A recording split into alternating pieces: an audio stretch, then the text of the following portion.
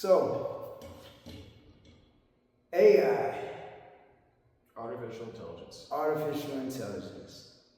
You know, I was reading this book during the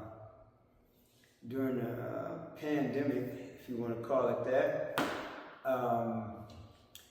AI superpowers. It's from Kai-Fu Lee. Kai-Fu Lee, he's one of the authorities on AI, and I thought it was about AI, and it was to some degree. It was to some degree, but a lot of it was talking about how China made their rise. So I thought that was interesting. But today, there are a couple of points that I want to talk about. So let's see. First, the good. What has been your experience with some of the good things that you've been able to do with AI, or the good things that you heard about AI? You know, honestly, some of the good attributes of AI is that it really does help when it comes to academia and education. And what I mean by that is, you know, not everyone can teach you everything, and you can't learn everything as quickly.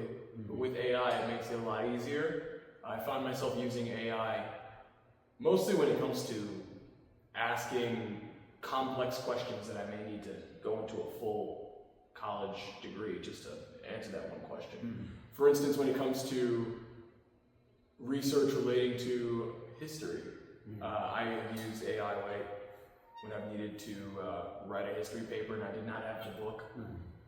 So therefore, I like the amount of information that it has. And of course, you know, if we're only talking about the good, I'll stay on good topics for now. Yeah, for now. For now. But I wanted to leave off my point by saying the information is really deep. You know, I can learn a lot just from typing in on perplexity.ai. Really, as much as I would like to know. And of course, you can always ask it more questions. It's like a person that has a lot of information. It's great. Well, the good that I see with AI, that's one of them. I have had certain things that have been previously inaccessible to me, or information that's, I guess, technically is accessible, but I've tried to ask humans, people that I know, about how to go about doing certain things, right? And I just put it in perplexity, and then, right, just like that, I got the answer, and bam, something that I've been trying to do for like the last 20 years, maybe even 30 years, just like that.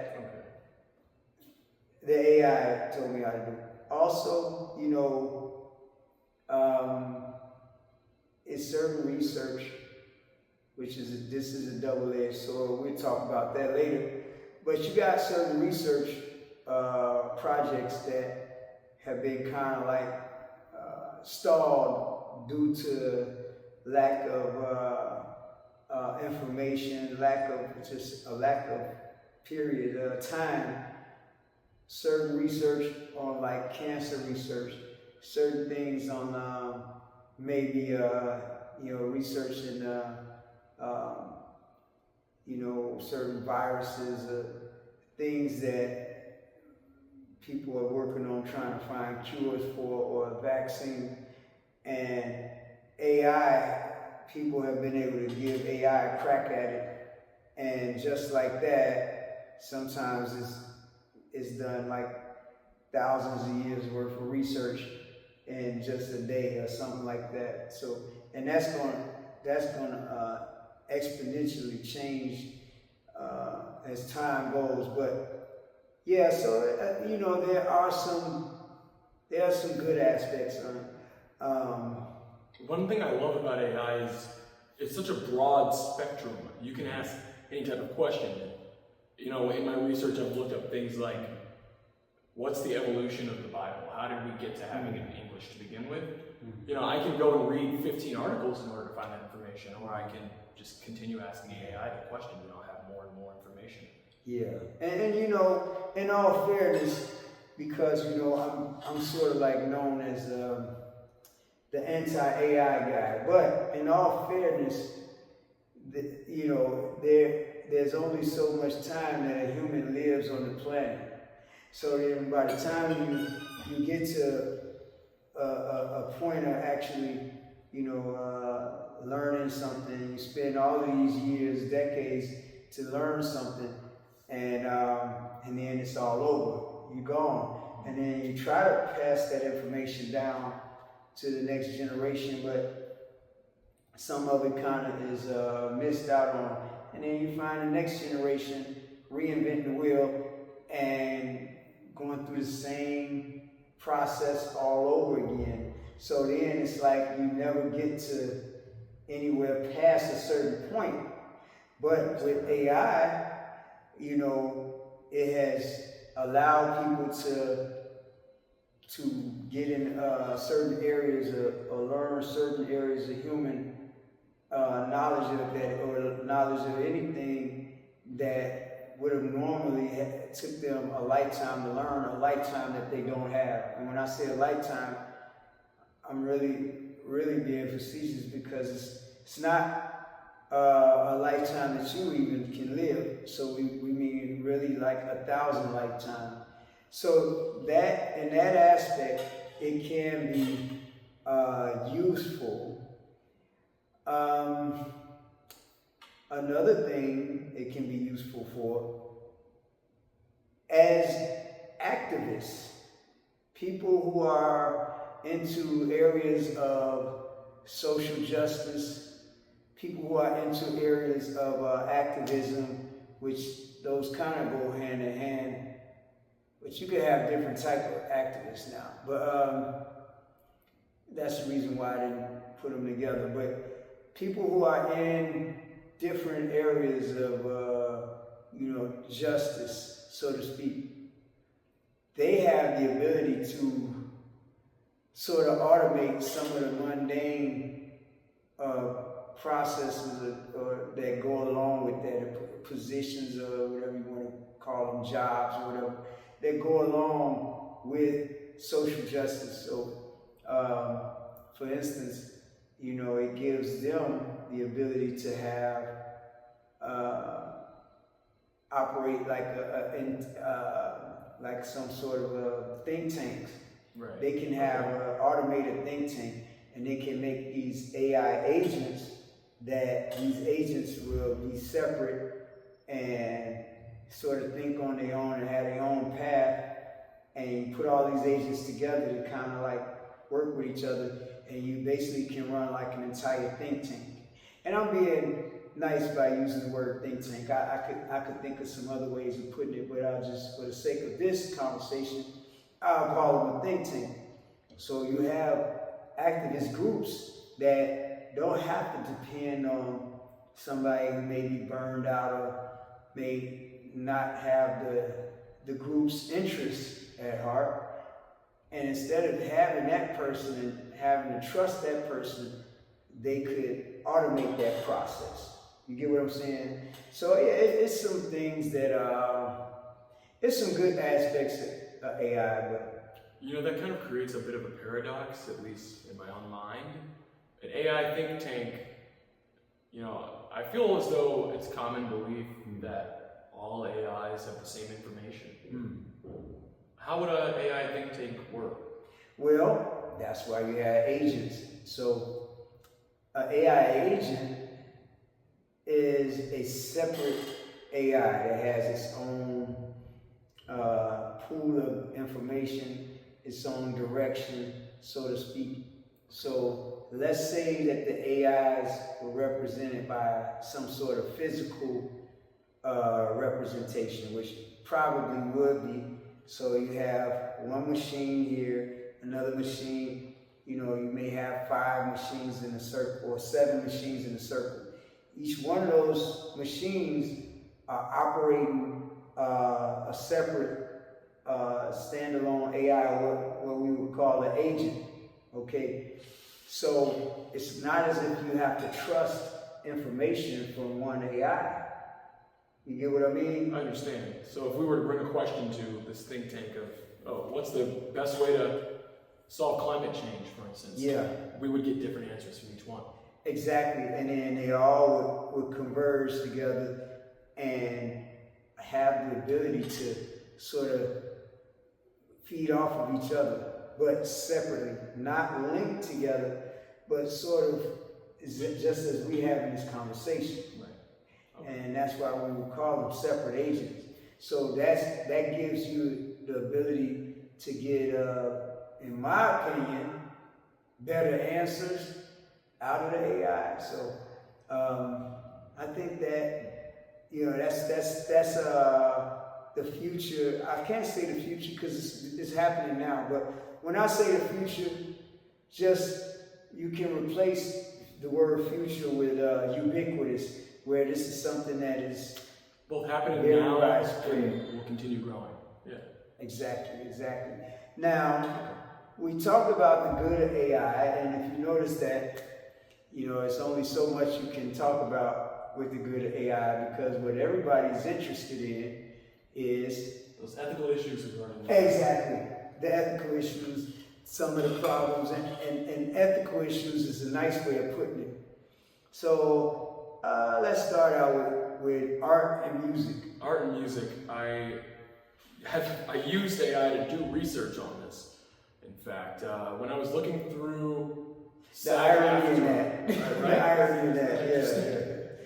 I was looking through the strikes related to SAG-AFTRA. That's the Screen Actors Guild actors, FRTA. And essentially, I noticed that many of the strikes were about, you know, wages not being met, or unfair wages going towards writers, actors, etc. in the film industry, and also outside of the film industry. And then recently, with AI usage in these industries, there's become less autonomy of actors, less wages as well. And one of the biggest concerns, what created the most recent strike in 2023, was that producers and studios were going to allow AI to start digitally recreating extras.